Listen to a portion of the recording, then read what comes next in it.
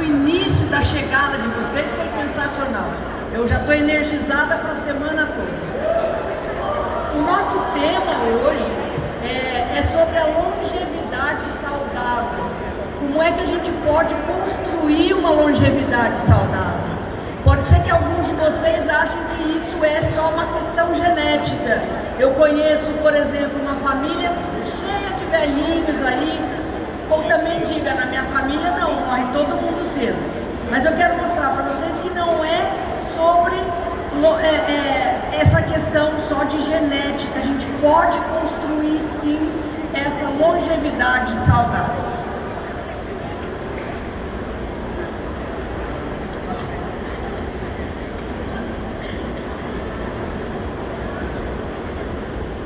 Então nós vamos começar mostrando para vocês que não é só uma questão de genética. Pode ser que vocês achem que a alimentação adequada é importante, o controle do estresse, a atividade física, a suplementação, um sono adequado ou a combinação de todos esses fatores. Mas uma coisa ninguém pode duvidar, é que as pessoas no mundo estão vivendo mais. A gente está vivendo uma época onde o envelhecimento da população mundial nunca esteve tão em alta. Aqui a gente pode dizer que em 2015 12% da população era 60 a mais, depois 2030 já vai pular para 16,5%, 2050 21,5%. Isso é muito para a população mundial. Por exemplo, Portugal, Itália já vive essa realidade de 22% da população. Tem mais pessoas com 60 a mais do que de 0 a 14 anos. No Brasil a gente deve estar em torno dos 15% de 60 a mais. Mas o que chama bastante atenção é que se a gente olhar aqui, a gente vai perceber que demorou 50 anos. Nesses 50 anos aqui, só 2% de aumento da longevidade. Mas nesses últimos 50 anos, isso dobrou. Então isso mostra o quanto essa longevidade está sendo construída recentemente. E intuitivamente eu posso dizer para vocês o que é para mim uma longevidade saudável. Eu adoro esse exemplo aqui. Oscar Niemeyer morreu com 105 anos, mas ele não é tão importante pelas obras monumentais que ele deixou. Ele construiu Brasília, ele fez mais tarde a Passarela do Samba, o Memorial da América Latina, o Museu Contemporâneo de Arte do Rio de Janeiro, mas essa última coluna dele aqui é a mais que exemplifica melhor. Ele se casou pela segunda vez aos 99 anos. E aos 99 anos ele fez um contrato com um país da Europa que mostrou que lá ele ia ganhar. Imagina, um contrato europeu para construir não um prédio, não um monumento, mas uma vila inteira. E ele entregou isso com 105 anos. Então isso é muito importante. O Marcos acha que o envelhecimento saudável, o exemplo dele é a Rainha Elizabeth. E é mesmo, porque ela reinou até os 96 anos.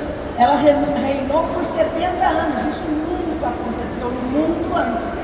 E mais que isso, até 48 horas antes dela falecer, ela estava nativa e dando posse para a primeira-ministra do Reino Unido, Liz Truss. Mas eu adoro essa montagem aqui. Por que eu acho isso legal? E eu quero que vocês olhem bem para essas duas fotos, para ver se vocês têm a mesma percepção que eu tenho. Essas duas senhoras são mãe e filha, Mona Delassie e Cristiane Torlone. Vocês devem conhecer mais a Cristiane Torlone. Essa foto foi tirada quando as duas tinham 51 anos de idade. Mas olha a diferença dos 51 anos da mãe para os 51 anos da filha.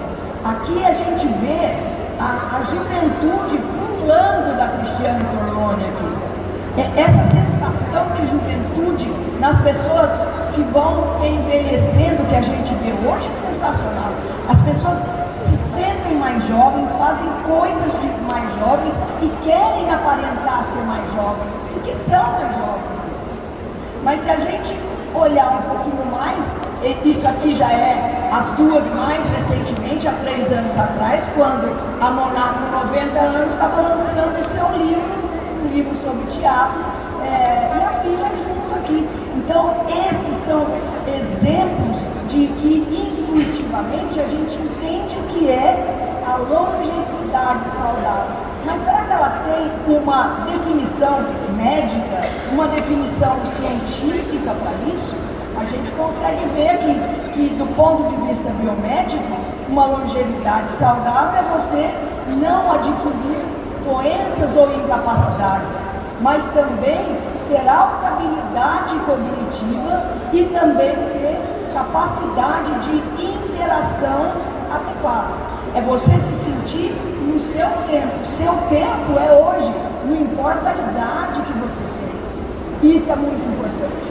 Do ponto de vista multidimensional, com maior detalhamento, a gente vê aqui 3 aspectos diferentes: o fisiológico, que envolve a ausência de doença e também de prejuízo funcional, mas também tem a questão de vitalidade, o psicológico da pessoa, a capacidade de enfrentamento de problemas, e o social, é a capacidade de conseguir se engajar com qualquer pessoa de qualquer fase da vida, em qualquer faixa etária.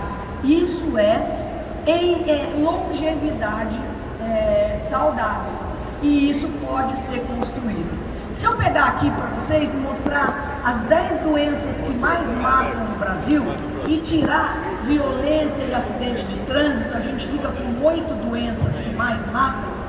Pelo menos metade delas a gente pode evitar. É possível evitar o infarto? É possível evitar o infarto. É possível evitar o diabetes? Também é.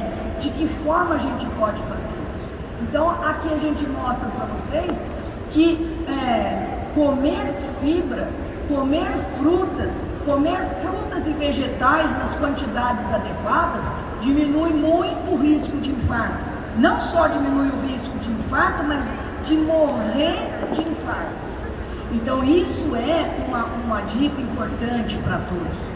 As fibras da alimentação ou as fibras do suplemento têm esse poder, não só de evitar o infarto, mas também de uma série de outras doenças cardiovasculares, câncer coloretal, síndrome metabólica, diabetes, doença inflamatória, enfim, é possível que a fibra dietética nos proteja contra doenças muito graves. Por exemplo, você controlar o peso e a obesidade faz com que você tenha menos 53% de risco de diabetes, faz com que você tenha menos risco de câncer que não é genético, que é relacionado com o estilo de vida, o câncer de mama, o câncer de colo. Tudo isso pode ser prevenido com bons hábitos que você pode adquirir ao longo da vida. E não é só quando você está velhinho lá, você vai construir. Infelizmente, eu vou dar uma péssima notícia para vocês: a gente começa a envelhecer a partir dos 30 anos. Então, muitos já vão chegar perto disso ou já estão vivendo essa fase. Então, é importante essa construção essa escolha. A vida vai nos dando vários caminhos, a escolha de um caminho adequado para isso. Doutora Maria de Luz, acho que uma coisa interessante, né? A gente como empresa, a gente é a empresa da juventude, não é isso? Só que para a gente ter essa juventude, para ter autoestima, esse território é nosso. A gente tem que entender que isso aqui é o que a gente entrega para as pessoas. A gente tem como oferecer muita coisa para os nossos consumidores. Para quê? O body, os produtos, as fibras, os nossos colágenos, isso tudo é o nosso território, gente. esse tipo de conhecimento é o conhecimento para o nosso dia a dia, para a gente saber como abordar as pessoas, tá? Então isso é muito legal, a gente pegar e entender que a gente está falando do nosso território aqui. Obrigado, doutor. Vamos em frente.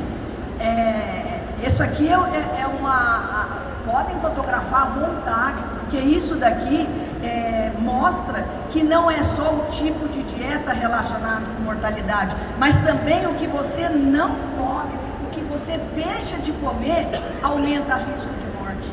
Por exemplo, um dos componentes da alimentação que é um grande vilão é o sal. A gente olha lá, dieta alta em sal aumenta o risco de morte por doença cardiovascular, por câncer, por diabetes. Então, e não é só aquele sal que a gente coloca mais na comida. Se você adotar o padrão fast food, você está fazendo uma dieta muito salgada, esses salgadinhos prontos. Então tomem cuidado e orientem com cuidado. Mas também o que você deixa de comer é importante e aumenta o risco de morte. Por exemplo, quando você faz uma dieta baixa em frutas, quando você faz uma dieta baixa em ômega 3, quando você faz uma dieta baixa em gordura poliinsaturada, quando você faz uma dieta baixa em nuts, em sementes. Então tudo isso é importante. Não só você consegue prevenir doenças, mas você reduz a mortalidade quando você passa a ter uma alimentação mais controlada em alimentos saudáveis. E interessante aqui porque suplementar isso no dia a dia também é uma oportunidade para a gente, porque as pessoas não só estão comendo errado, mas elas precisam também corrigir isso com suplemento, né? Muito interessante. E a gente, se vocês chegarem para mim hoje e falar, então eu já vi que vários componentes da alimentação são interessantes, qual seria uma dieta considerada saudável? Eu apontaria para vocês esse padrão de dieta mediterrânea, que foi adotado pelos povos lá do Mediterrâneo, que eles perceberam que morriam menos de infarto, que tinham peso mais adequado, que tinham menos doenças, envelheciam de forma mais saudável. Porque a dieta do Mediterrâneo não é só sobre a alimentação, é sobre o estilo de vida. Olha a base da pirâmide como é. É você adotar medidas como prática de esportes, como lazer, vai dançar, vai passear, vai fazer uma alimentação social. O que a gente chama de alimentação social? É comer com outras pessoas da família, com amigos, não comer sozinho. O idoso, quando come sozinho, ele come menos, ele come de pior qualidade. E preferir, por exemplo, alimentos frescos, alimentos crus, e isso ajuda muito. Alimentos integrais, olha, pão integral, importante, carboidratos integrais, carnes magras, é muito importante. Deixar doces, carne vermelha lá no topo da pirâmide, ó, poucas vezes no mês aquilo. E vamos caprichar mais aqui, vamos fazer uma boa hidratação, tomar água ao longo do dia. Tudo isso vai construindo. Mas você fala, bom, então se eu fizer isso, tá tudo certo, mas a gente muitas vezes não consegue fazer isso com a alimentação, porque tem quantidades para comer isso. E por que você não consegue? E por isso, às vezes, é Doutora Maria importante Lourdes, suplementar. se ela puder pôr o microfone um pouco mais próximo. Por que é importante suplementar também? Porque às vezes o estilo de vida das pessoas não permite que ela tenha tempo de fazer tudo isso de forma adequada, nas quantidades adequadas. Então a gente pode oferecer produtos para as pessoas, né? É isso que a gente tem como oportunidade aqui, gente, né? Entender o que as pessoas fazem no dia a dia e saber como oferecer produto para elas. É isso que a gente tem como uma grande oportunidade.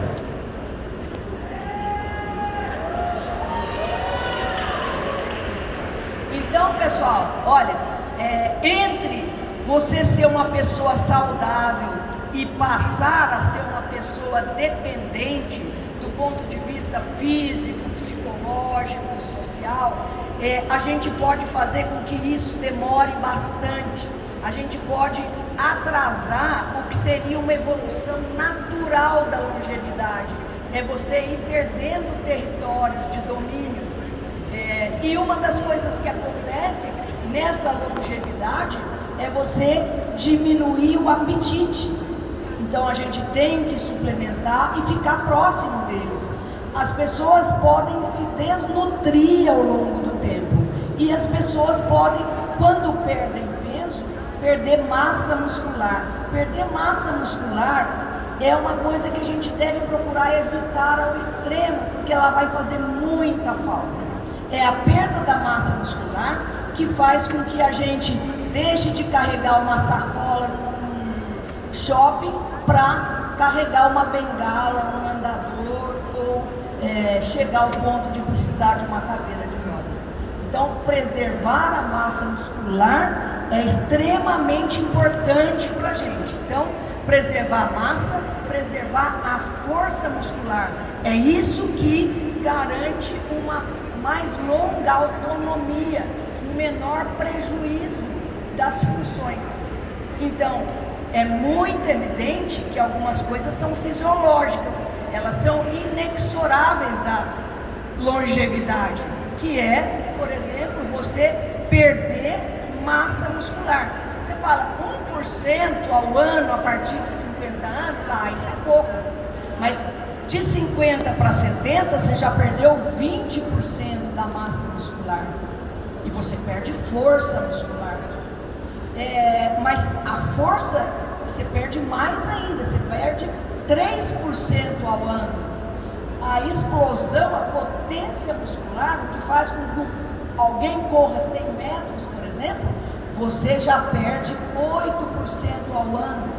Então essa perda faz parte da longevidade, mas a gente pode interferir. A gente pode interferir com suplementos proteicos e atrasar ou diminuir esse declínio na mobilidade, essa perda da independência e o aumento do sedentarismo. A gente deve estimular muito que as pessoas não sejam sedentárias, que elas não fiquem mais do que 6 horas paradas, que ela ande pelo menos 6 a 10 mil passos por dia. E isso é uma forma de você conservar por mais tempo a sua força muscular.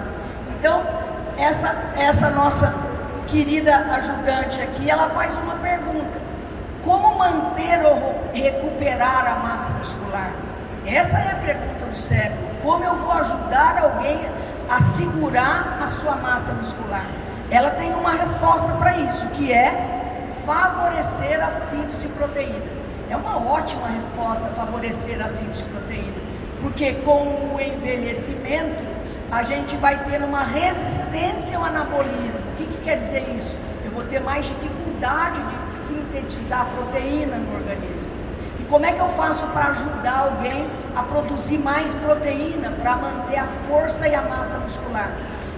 Será que quando eu estimulo a atividade física eu ajudo? Sim, eu ajudo, porque quando a gente faz exercícios, principalmente exercícios resistidos, exercícios de força, isso mantém, é como se eu mantivesse uma janela aberta por 24 horas para estimular a síntese de proteína. Será que se eu der suplementos proteicos eu ajudo isso? Ajuda demais.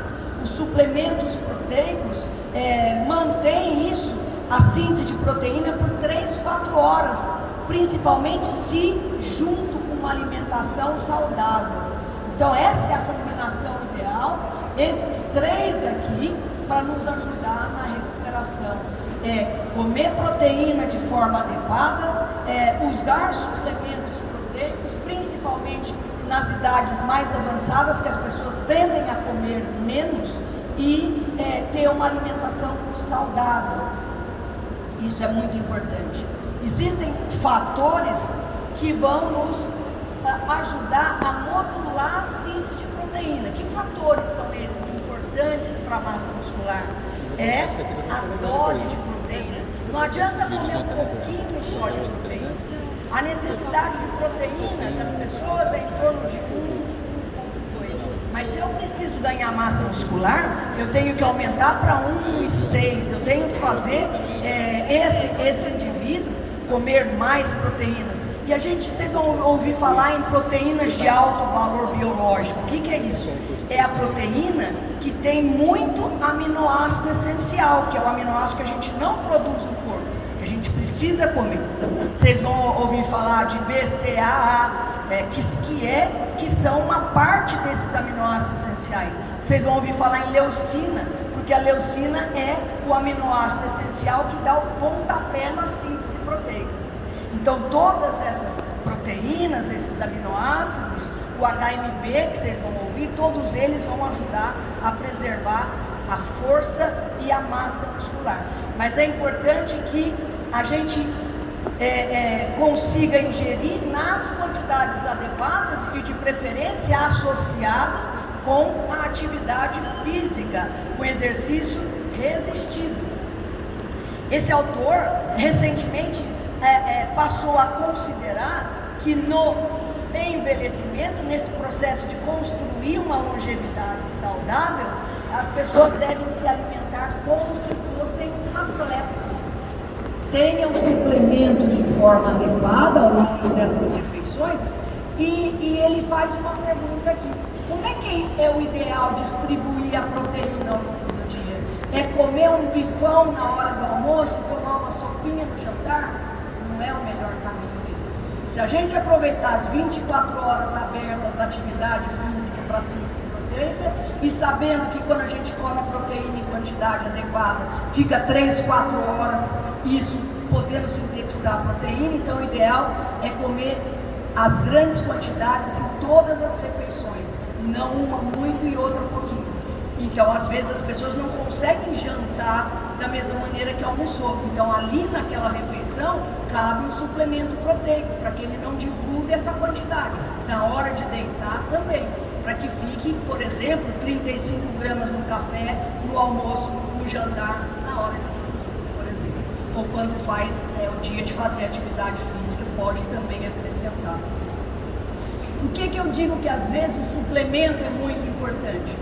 Olha aqui, a quantidade ideal para a força muscular do HMB, que é a sigla para o hidroximetilbutirato, que é um componente proteico muito útil para a força muscular, para ganho muscular.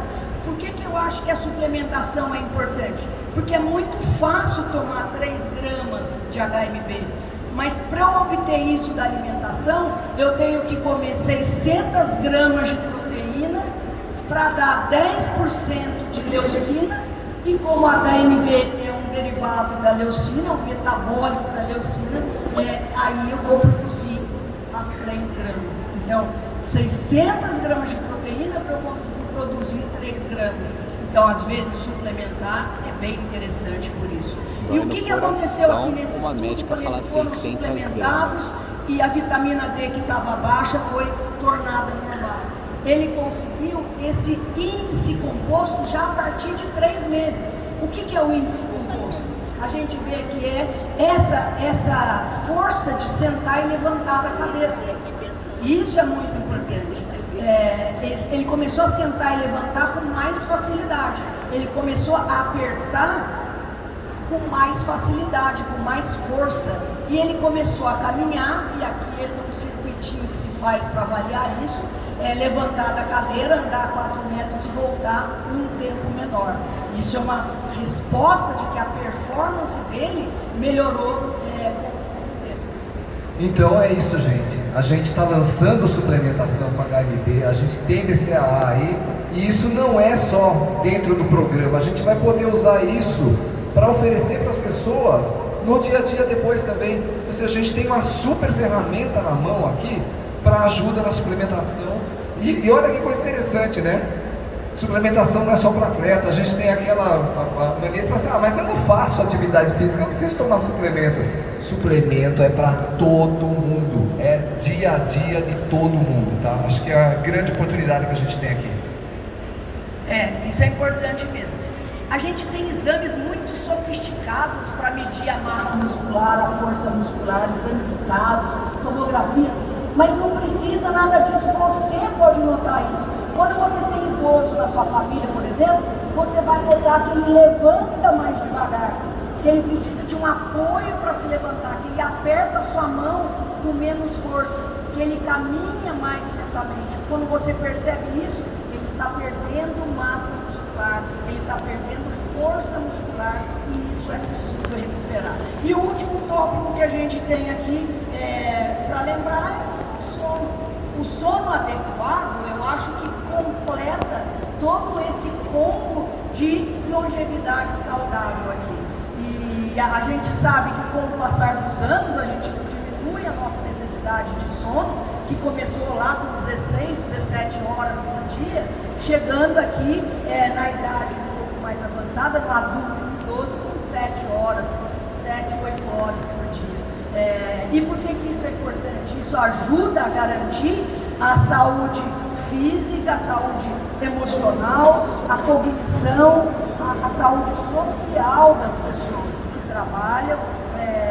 Isso é bastante importante.